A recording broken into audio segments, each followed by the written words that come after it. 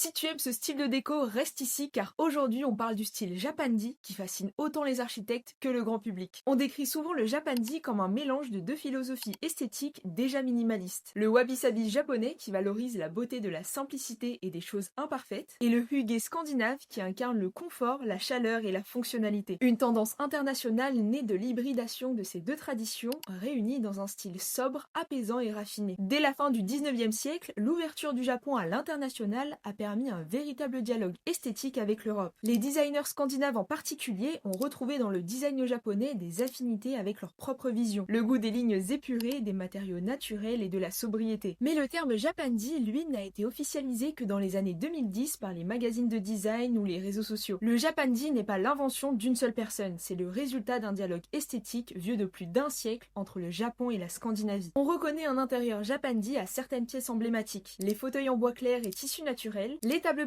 basses et minimalistes en chêne ou en frêne, les buffets bas en bois naturel, les tapis en fibre naturelle, les luminaires en papier ou en lin, la vaisselle en céramique artisanale aux formes irrégulières ou encore les lits plateformes très bas. Ces éléments donnent des intérieurs à la fois chaleureux, fonctionnels et organiques. Et le grand public adore. Dans un monde saturé visuellement, le Japandi apparaît comme une respiration. Les tons neutres, les matériaux bruts, l'absence de superflu créent des espaces calmes et harmonieux. C'est une esthétique qui fait du bien car elle est à la fois tendance et intemporelle. Elle ne se démode jamais. Finalement, si le Japandi fascine autant, c'est parce qu'il incarne une esthétique intentionnelle. Rien n'est là par hasard. Chaque meuble, chaque objet a une fonction, mais contribue aussi à créer de la sérénité et de la beauté. C'est bien plus qu'un style de déco, c'est une philosophie de vie qui continue de séduire bien au-delà des frontières du Japon et de la Scandinavie. J'ai d'ailleurs moi-même craqué pour plusieurs pièces dans le style Japandi. Dis-moi si toi aussi. Et si cet épisode de Backstage t'a plu, tu peux t'abonner car on se retrouve une fois par semaine pour parler mode, beauté, design, cinéma et d'art en général.